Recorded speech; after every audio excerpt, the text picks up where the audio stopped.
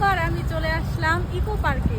তো এখন হচ্ছে যাব ওইখানটায়, দেখাও যাচ্ছে না এখান থেকে, দেখা যাচ্ছে অল্প অল্প দেখা যাচ্ছে যেহেতু এই দিকটা একটু নিচু। তো চলো হেঁটে হেঁটে যেতে হবে, এইটা দিয়ে একদম সোজা।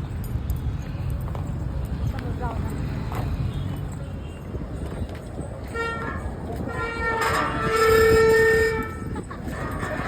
স্কুলে গেলে এই দেখা যাচ্ছে এটা। টিকিট কেটে নিয়েছি, তো এখন এই দিক দিয়ে সোজা যেতে হবে। আর বৃষ্টিও শুরু হয়ে গেছে, সুন্দর বৃষ্টি হচ্ছে। বৃষ্টির দিনে আসছি বলে একটু ফাঁকা আছে, না হলে অনেক ভিড় থাকে। কি সুন্দর গাছটা কা কা কা কা করছে। চলে গেল। কি সুন্দর জায়গাটা, চারিপাশটা দেখো এত সুন্দর। বৃষ্টি হওয়ার পরে আরো যেন সবুজ হয়ে গেছে সবকিছু। আসে এদিকে দেখাই কত সুন্দর, কি দারুণ লাগছে। হাওয়া দিচ্ছে। দেখো সাইকেল রয়েছে, ভেবেছিলাম এই সাইকেলগুলো চালাবো, কিন্তু এই বৃষ্টির জন্য মনে হচ্ছে হবে না। কিন্তু এখনো তো টাইম আছে, দেখা যাক ওই টাইমের মধ্যে হলে হবে। তো চলো একটু ধারে যাই।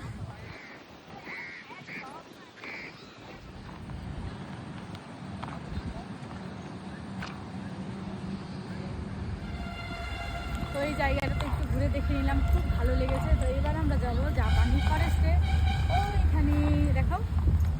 আর তার পাশেই রয়েছে আইফেল টাওয়ার। তো আজকে মনে হয় না আমরা ওইটাতে যেতে পারবো, শুধু একটাতেই যেতে পারবো। তো চলো যাওয়া যাক। এখন আবার রোদ উঠেছে, কিন্তু খুব সুন্দর লাগছে আর হাওয়াও দিচ্ছে ভালো বেশ। তো দেখো হাঁটতে হাঁটতে চলেই আসলাম জাপানি ফরেস্টে। তো এখন হচ্ছে ভেতরে যাবো, চলো।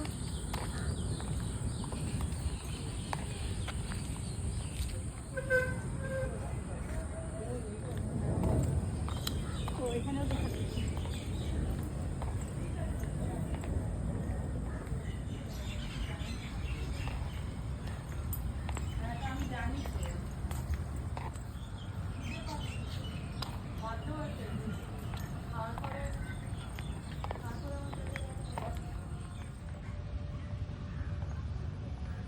এটা হচ্ছে কাঠের ব্রিজ, ঢালাই না, কাঠের।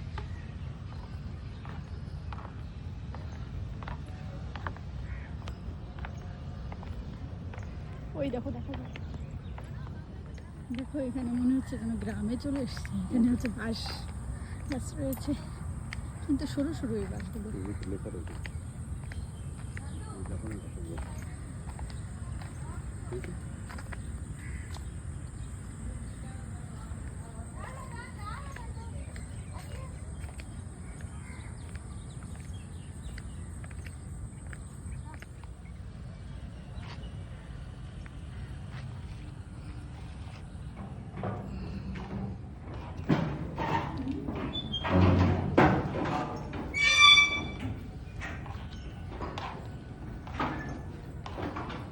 ফাইনালি চলে আসলাম, এটা হচ্ছে বুদ্ধ মন্দির। তো চলো যাই।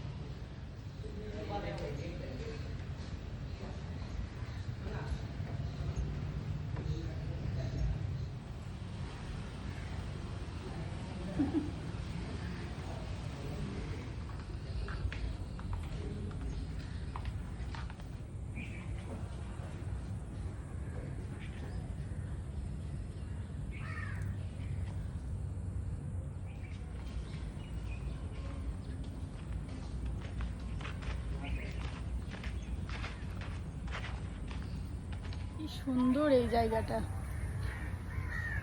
পিলার দিয়ে করেছে এগুলো, বলো একটা করে। দারুণ লাগছে। চলো এবার এর ভেতরে যাব।